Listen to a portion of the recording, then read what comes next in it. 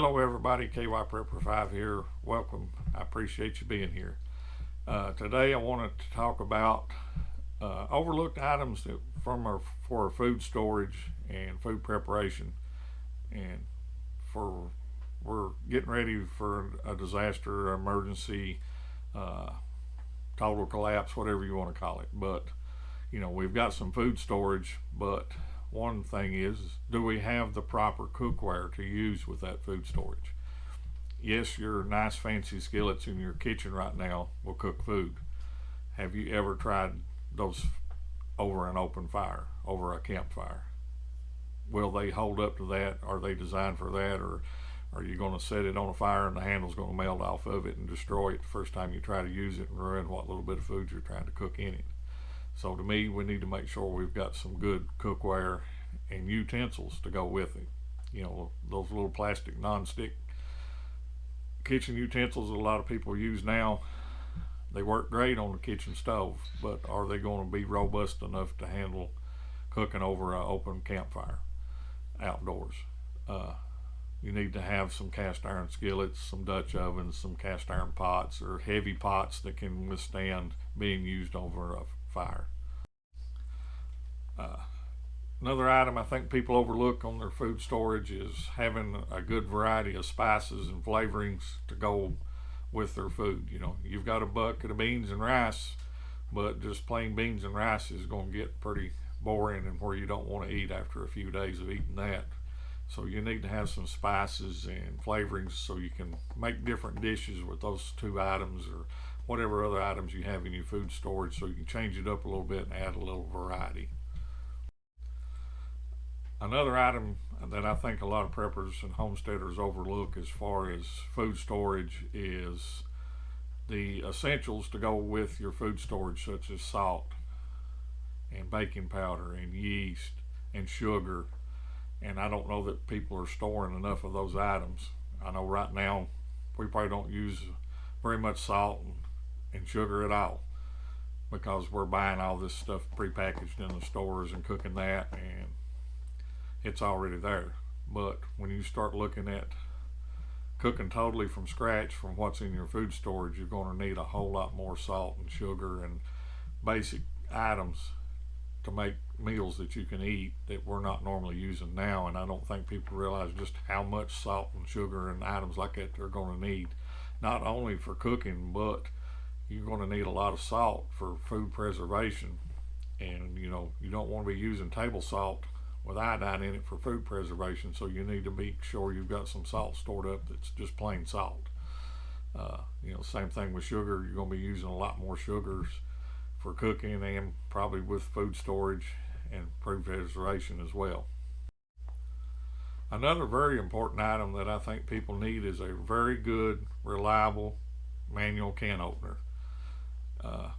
I don't think people realize, we're buying all this food storage. A lot of it's canned food items, or at least that's what I do, because I can rotate those out. And it's stuff that we normally eat. Yeah, we got electric can openers sitting on the countertop, and it sure is convenient. But what if the power's out and the power's not coming back on? Well, I've got this little cheap wind-up can opener here, and then when you try to open a can with it, it barely will open a can or it breaks. So make sure you've got a very good manual can opener. Another item I don't think people think about a whole lot is a good, high-quality grain mill. There's a lot of grain mills out there, and I think the first one I bought, it would grind. You could grind wheat and corn with it. Would take you all day to come up with enough to make a loaf of bread or a pan of cornbread. Very small hopper on it. You have to run it through multiple times to get it down to the fineness that you need. So you need to have a good grain mill, and you need to try that grain mill and use that grain mill. Make sure you've got the sifters to go with it so that you can run your wheat or your corn through and sift it, get the flour or the meal out of it, and then run it back through again to get additional flour and meal out of it. And by sifting it out each time, you're not having to run that whole batch through all over and over and over again.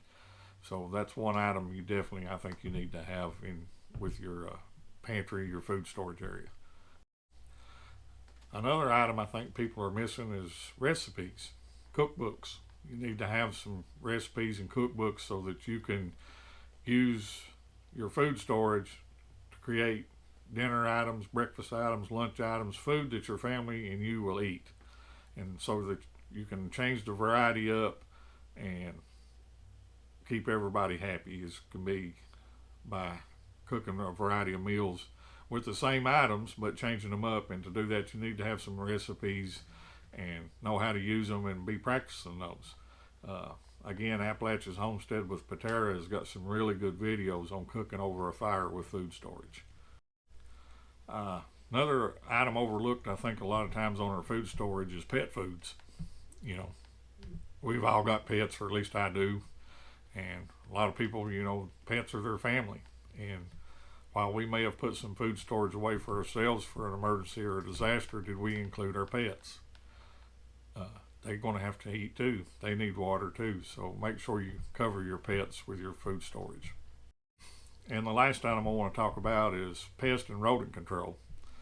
You need to have some mice traps, rat traps, baits, poisons, bug sprays, different items for your food storage areas.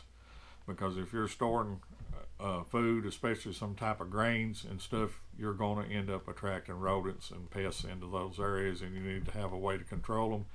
So why not just go ahead and store that stuff and have it on hand with your food storage so that you can deal with that before it becomes an issue. Okay, everybody, that's some of the items I think people overlook in their food storage. Hit me up in the comments below. Tell me what I missed. I'm sure I overlooked something. Tell me what you would add, what you would take away, what you don't believe should be on this list. And thanks for watching. Please like, comment, and subscribe.